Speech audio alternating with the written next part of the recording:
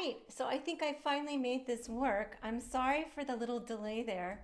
Oh my gosh, that was stressful for a moment there.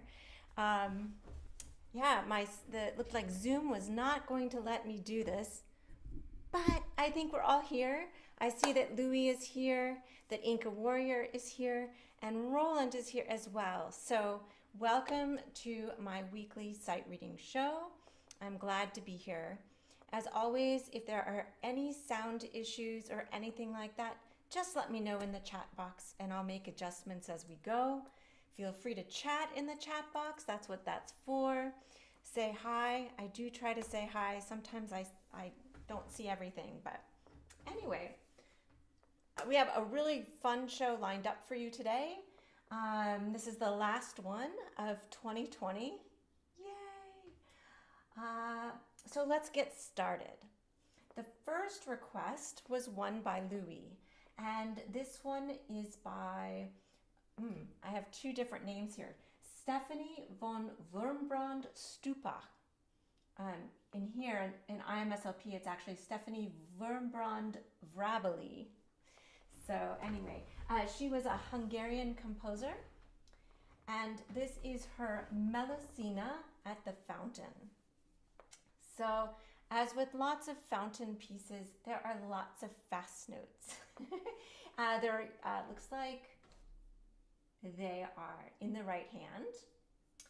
So that's good to know. And it looks like the melody is going to be in the left hand. We're in D minor, common time, and it's marked moderato, fortunately. So I'll figure out tempo in a second. I'm looking for anything else I need to know. The figuration in the right hand with the fast notes, just kind of a filled in triad. So I'm going to be grasping to see those triads as they fly by, and I will kind of just improvise. On the third page, we get some triplets in the right hand. So you get a little tiny break from 30-second notes. And then at the very, very end, yes, it goes into sextuplets. And it's in D major by that point, because it does change. Where does it change? It changes right in the middle of a measure, which is really good to notice, because that might have caught me off guard. It's not often you see that. Let's try it. All right, so tempo. First, I want to look at the melody, which is in the left hand.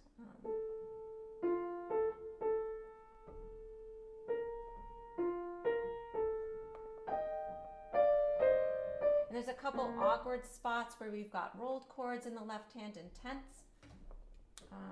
But I like that tempo, which would make the 30-second notes.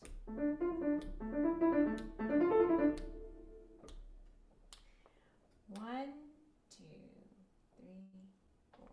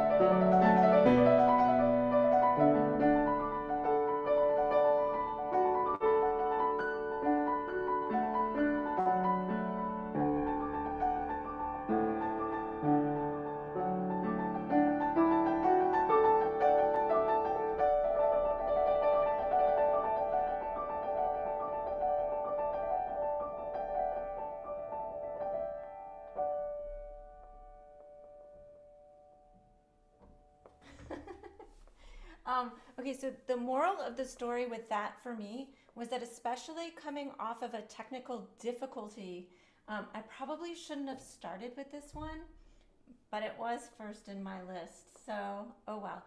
No, it was a really cool piece, and of course, very watery. But yeah, like when you're tense, it's really hard to pull off that lightness, but we tried. There was also this really wacky measure. That's what it is. I thought for sure that was wrong. So out of character for the rest of it. So I was like, wait, what did I do? Anyway, really beautiful piece, Louis. Thank you. Oh, and he said, oh, thank you.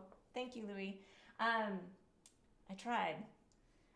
All right, next is another request by Louis. And this one is by, I've got to just get out of that piece. By Henri Lemoine. I hope I said that right. And apparently Lemoine wrote a lot of etudes and that type of thing.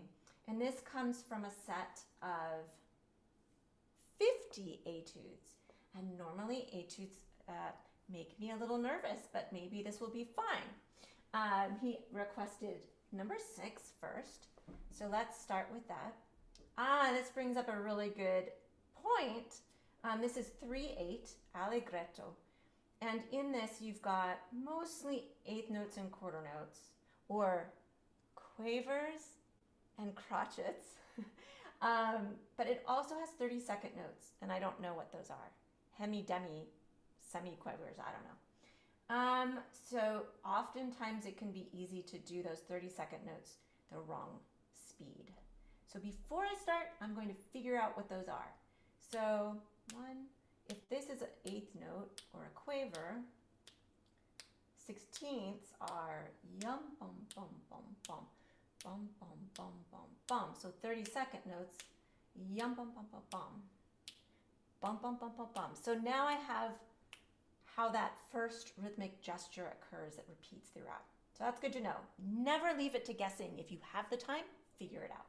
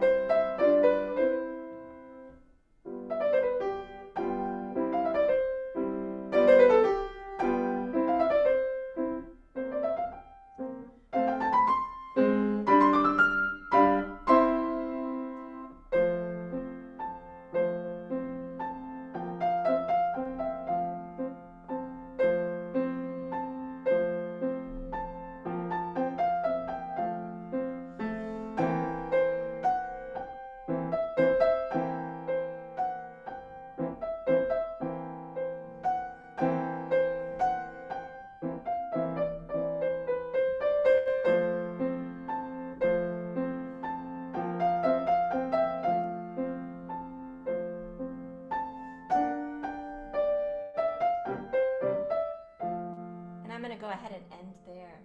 So sweet.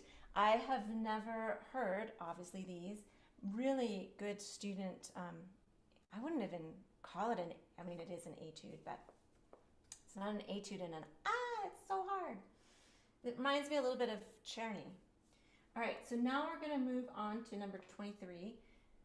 And if this one is, the other ones are kind of like that in terms of difficulty. Oh no, they're going to get harder. What I was going to say is, for something like that that's on the easier side, you really want to strive to be as musical as possible and to look as far ahead as you can. But anyway, this one's a different one. We're G major, 4/4, and it looks like you've got some scalar passages in the right hand and figurations. The left hand has a repeated rhythm and pattern, just chords. So let's see what happens. I'm going to go ahead and just throw caution to the wind and go for it. So triplets, yada da da.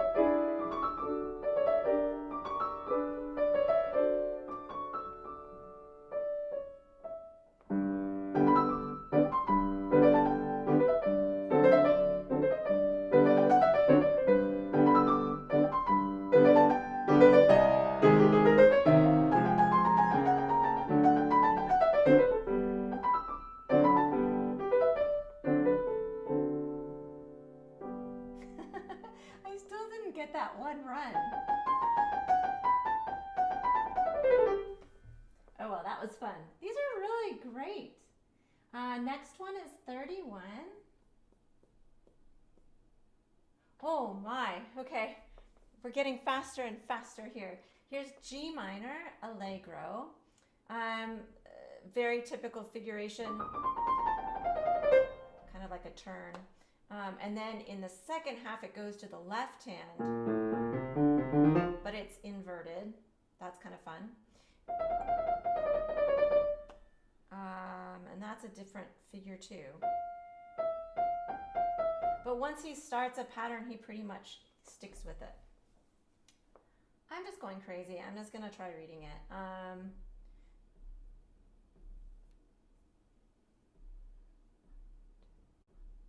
One, two, one, two.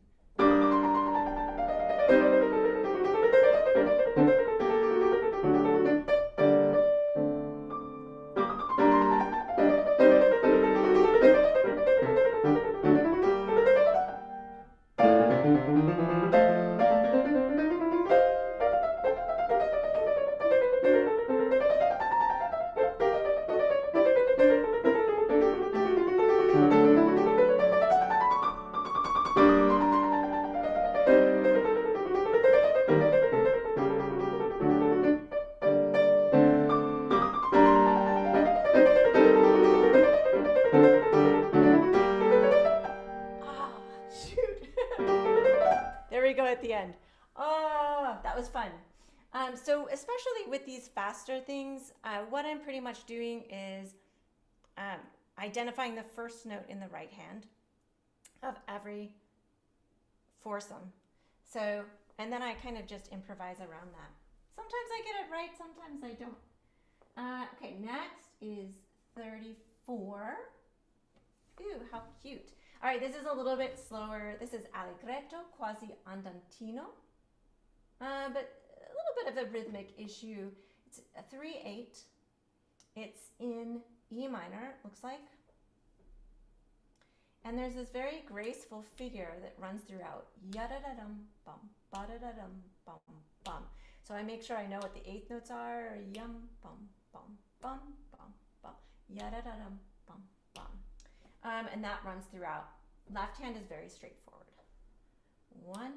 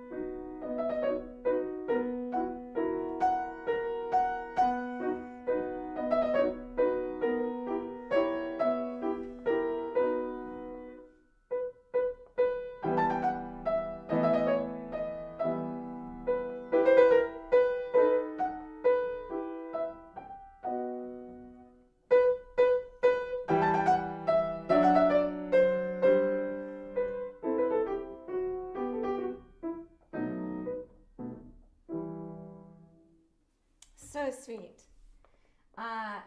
With something like that, that again is a little bit on the more straightforward side, one thing I do to challenge myself is I try to look ahead quite a bit, and then I try to actually play much of it by memory. It's a short-term memory, of course. I'm not like looking ahead as far as a line per se, but definitely a phrase ahead. And that enables me to engage my ears even more, because one of the dangers of sight reading is your eyes get so, that's where the focus is, of course, but then the more you use your eyes, the less you're using your ears a lot of the time. So anyway, sometimes I do that as a little exercise.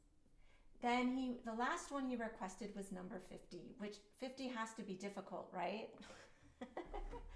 And it Okay, allegretto quasi allegro, 2/4, E flat major, 16th note triplets all over the place.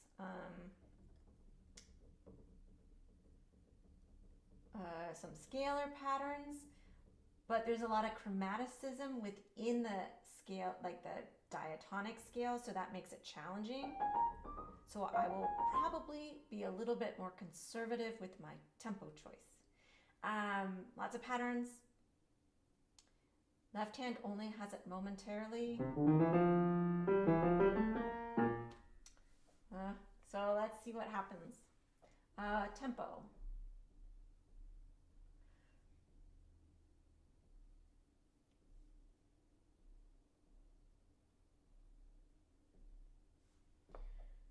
One and two and.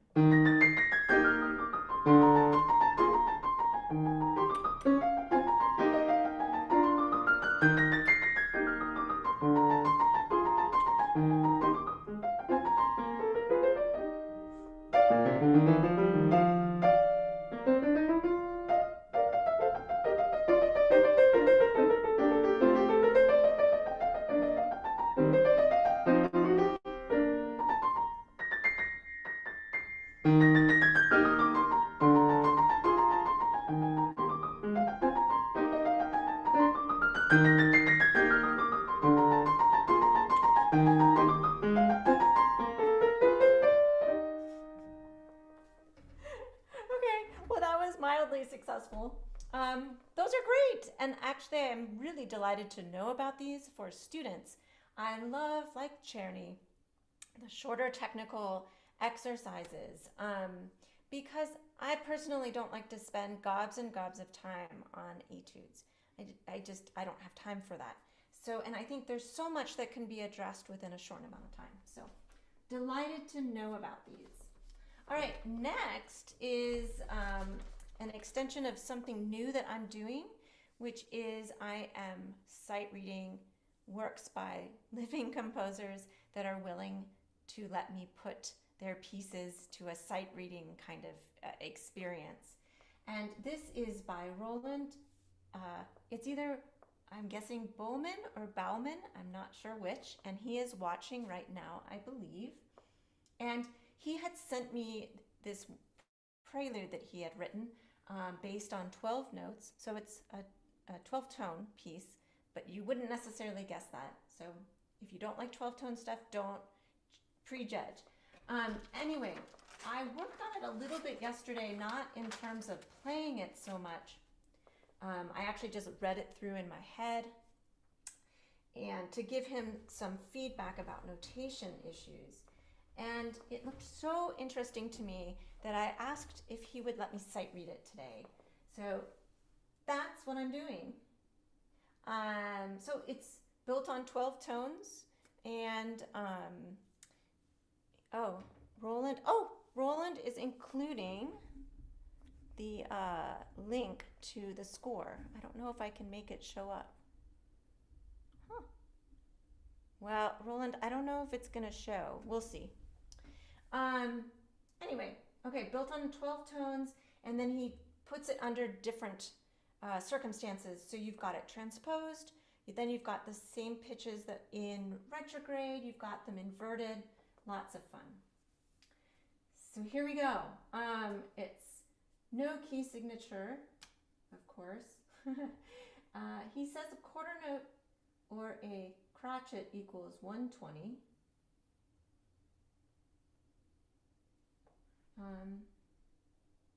Let's see what happens.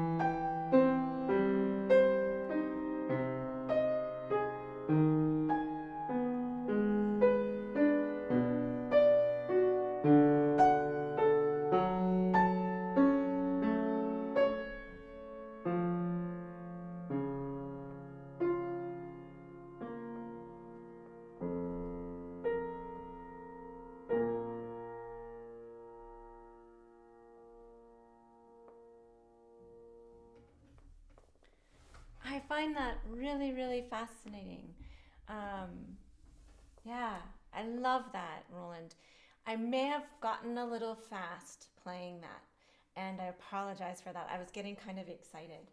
I just love how, even though this is a 12-tone piece, he's really, Roland has created these beautiful harmonies within that. So I really find it very intriguing. So thank you, Roland, for letting me play that. And thank you for joining us. And he says, oh, yay. He says it was wonderful. Yay. Thank you. All right. What is next? Next on the list. Oh, yes, yes, yes. Okay. A friend of mine requested a piece or a prelude by Charles Villiers, Stanford. Maybe that's not how you say it. I don't know. He was actually an Irish composer, and he taught Holst and von Williams, which was something new that I had not known. And my friend requested the second prelude, which is in C minor, which is one of my favorite keys. I'm like looking cockeyed because on the last line of the first page, there's a bass clef in the the top staff, and then there's treble clef in the bottom one, and it's messing with my mind, but that's okay. Andante espressivo, mostly eighth notes. Yeah, nothing faster than an eighth note. And the opening has this accompaniment. So that's gonna help me choose a tempo. And then next I'm kind of looking at what's the melody, what's the main gesture, because the gesture can really help to also determine an appropriate tempo. It looks like there's a lot of kind of reverse, what I call reverse sighs.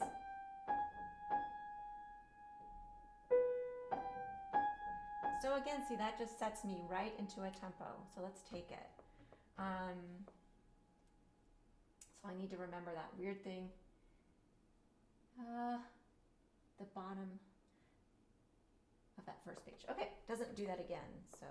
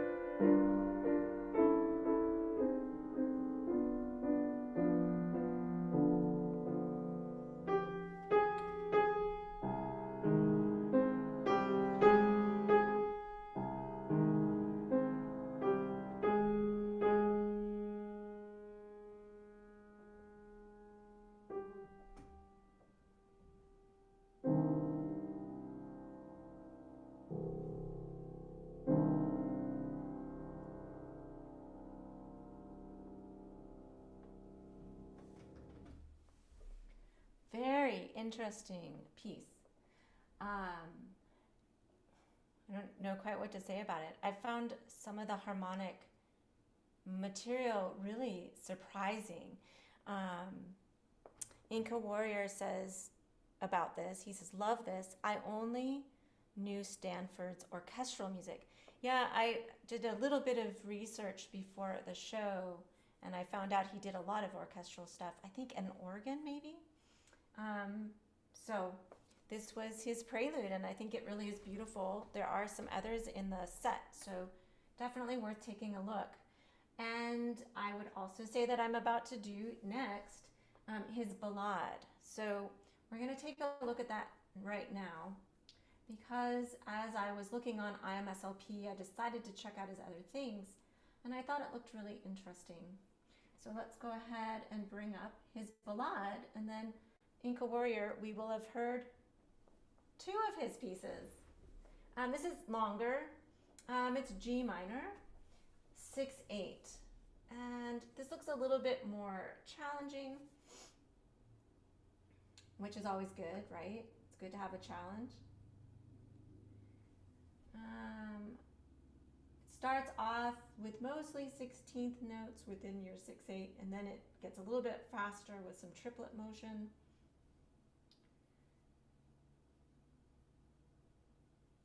So as with most ballades, there's a lot of different sections. And it does change key, so we're starting off in G minor. Eventually it goes to 9/8 and goes to A minor or C major. Who knows? It actually looks like he goes on quite the harmonic journey, so that'll be fun. And then it goes back to G minor, or it might be B flat actually when it comes back. And then it goes to G major. So it's all over the place. So let's see what happens. Tempo. The fastest note value are these triplet note 16ths.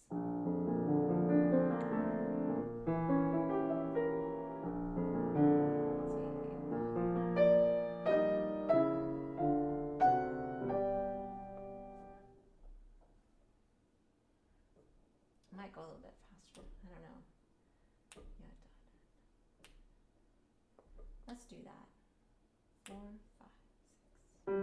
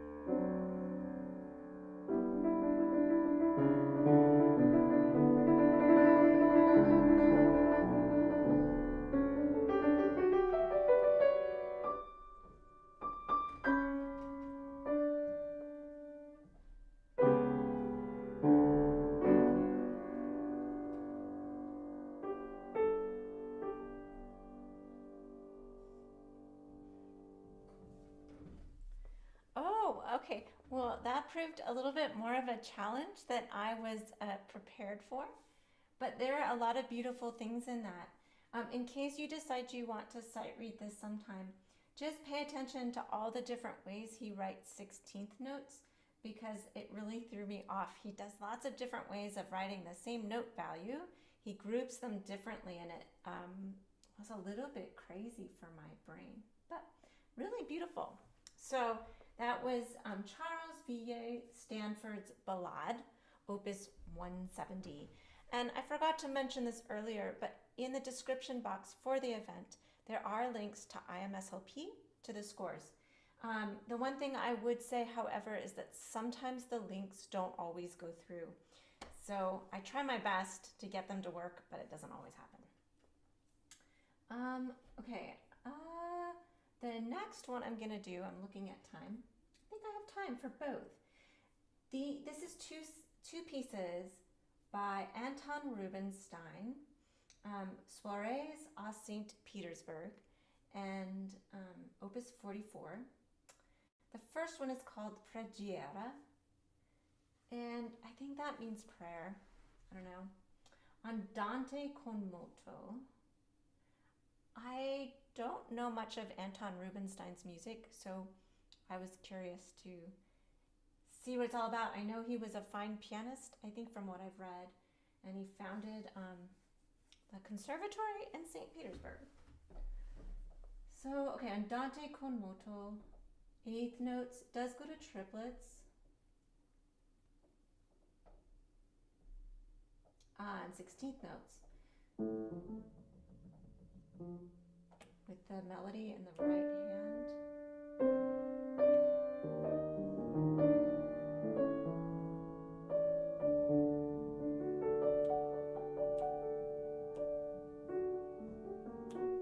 And there's really a lot of 16th notes. So, and I don't want those to be terribly rushed. So let's try this tempo.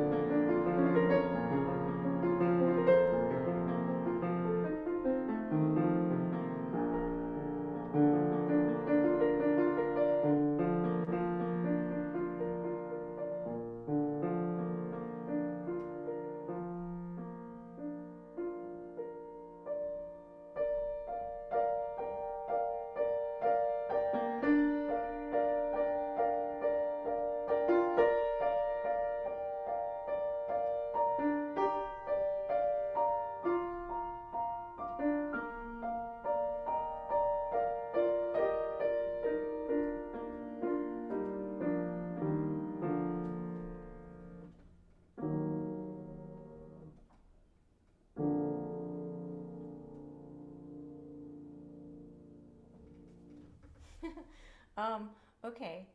So that wasn't what I expected it. I don't know what I expected, but it's okay. I think I really struggled with finding a tempo, and especially in the middle transition part, I had no idea what was going on rhythmically. Quite honestly, I'm sure you could tell.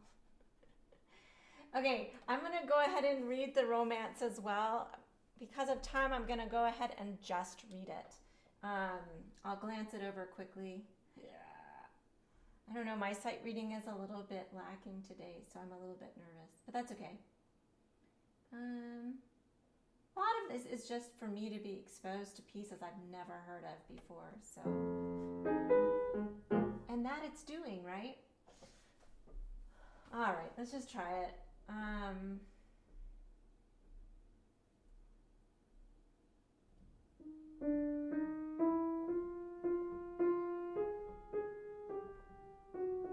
think that's a good tempo. 3, 4.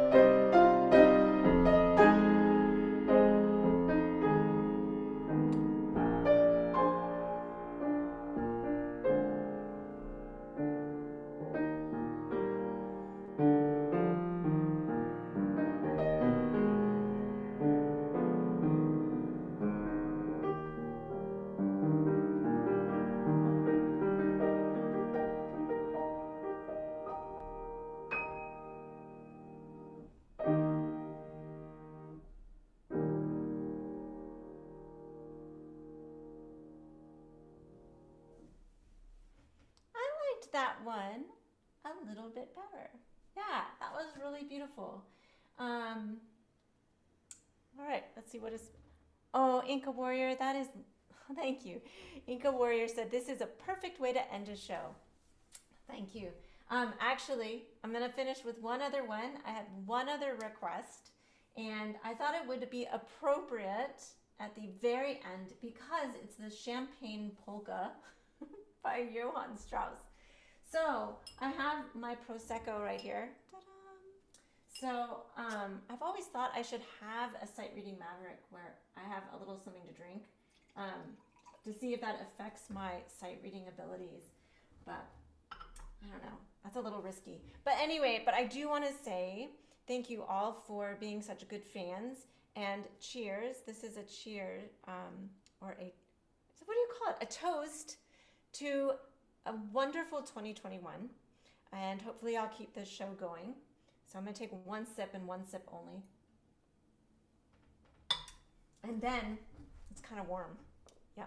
And I'll end with this polka by Johann Strauss. Oh my goodness, this looks very interesting. Who knows what's going to happen? Okay, I have to figure out where it goes. Where does it go? Oh, good grief.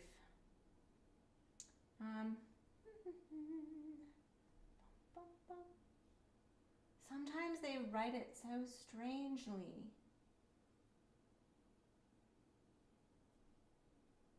Oh. Okay, this is trio to the beginning and then to the end.